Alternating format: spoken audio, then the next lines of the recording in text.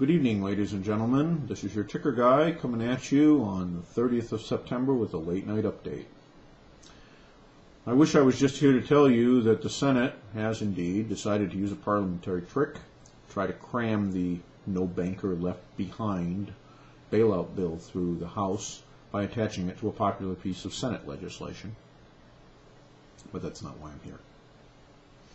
No, I'm here because tonight we had a very brave representative from California, Kudlow and Company, that blew the lid off the actual reason for this bill and for the TARP. Ladies and gentlemen, you have been lied to repeatedly by the President of the United States and by the Secretary of the Treasury of the United States. In my opinion, these two individuals have committed impeachable offenses against the United States government and against the United States people. They have foisted off upon the public the claim that this bill is necessary to prevent a meltdown on Main Street, the loss of millions of jobs, the inability of people to get loans to go to college, to buy homes, to buy cars, the inability of businesses to get operating lines of credit, commercial paper, so that they can make their payrolls. It's not the purpose of the TARP.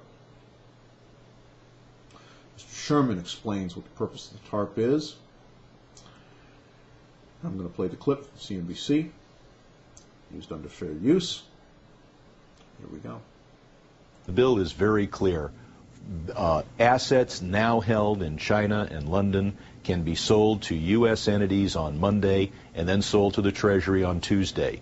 Paulson has made it very clear he would recommend a veto of any bill that contained a clear provision that said if Americans didn't own the asset on September 20th, that it can't be sold to Treasury. Hundreds of billions of dollars are going to bail out foreign investors. They know it, they've demanded it, and the bill's been carefully written to make sure that can happen. Okay.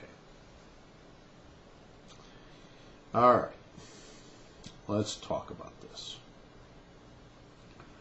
Mr. Paulson sent a 3-page bill to the House and Senate leadership, essentially demanded that they pass it, and said that if they didn't, Armageddon would visit our shores economically in days.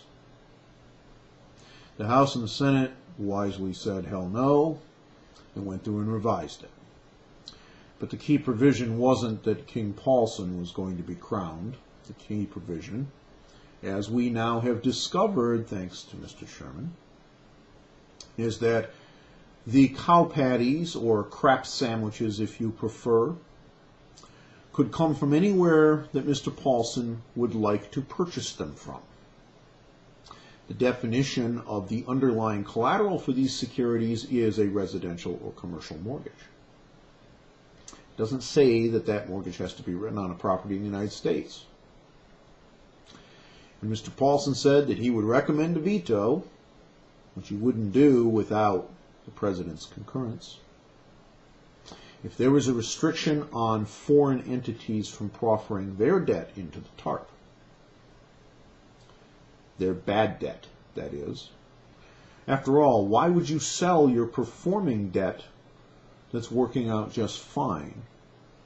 So, ladies and gentlemen, you are being asked to sit still while Congress passes a law that will allow the Treasury Secretary to buy $700 billion worth of bad debt from Shanghai, Great Britain, Australia, and Germany, which may not have been written on anything in the United States or its territories and possessions in the first place. In fact, those could be CDOs written on flats in London. It could be a CLO written on some other piece of property. It could be a bad business deal on a business tower in Shanghai. This is what the purpose of this bill really is. It is not to bail out Main Street America. It is not to provide help to homeowners. It is not to provide any of those kinds of things. It exists for one and only one purpose, because that is where the veto threat came from. And if you remember, the other thing Mr. Paulson said is that he would not approve any plan that didn't have as its core the purchase of these assets by Treasury. A plan that, for example, is the Genesis plan that I have put forward is unacceptable because it doesn't involve buying hundreds of billions of dollars of junk paper. But the issue is not buying hundreds of billions of dollars of junk paper from the United States banking system. It is being able to buy hundreds of billions of dollars worth of junk paper from foreign banks. Oh, yeah. We kind of forgot to tell you that, didn't we? Well, you know what? Mr. Sherman sussed it out. And then, when this was brought up to Mr. Hanky Panky's attention, and they said, you know, this is kind of uncool. We got a little bit of a problem with this. Hank Paulson said, if you change it, the bill gets vetoed. Ladies and gentlemen, you must make a decision here and now.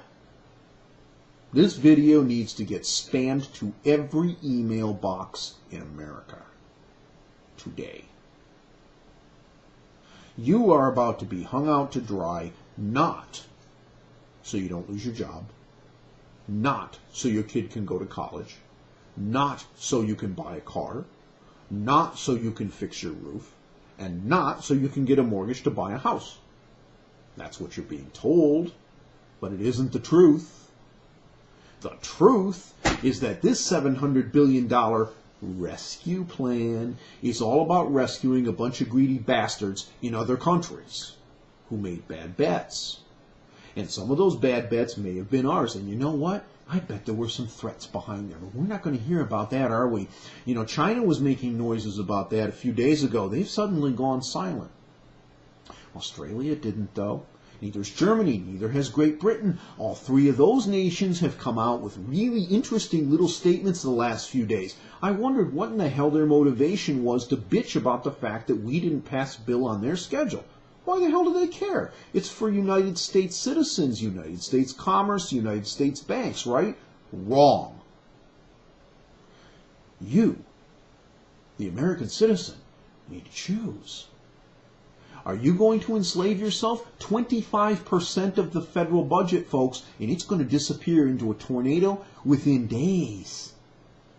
And it's all going to fly right out of the United States. Hey, you know, Ben Bernanke, hundreds of billions of dollars in swap lines. Now do you know why he did it? Because he expects that Congress is going to roll over like a lapdog, and so are you, the American public, and you're going to get saddled with hundreds of billions of dollars of bad debt pumped in by foreign banks into the United States, for which you're going to get the check. You going to stand for this? Well, if not, you better get off your butt, because you got about 48 hours to stop it with phone calls, faxes, and maybe you even got to show up in the Capitol and shut that town down. No way, folks. This sort of thing deserves an impeachment petition in the House, not a vote. Have a good evening.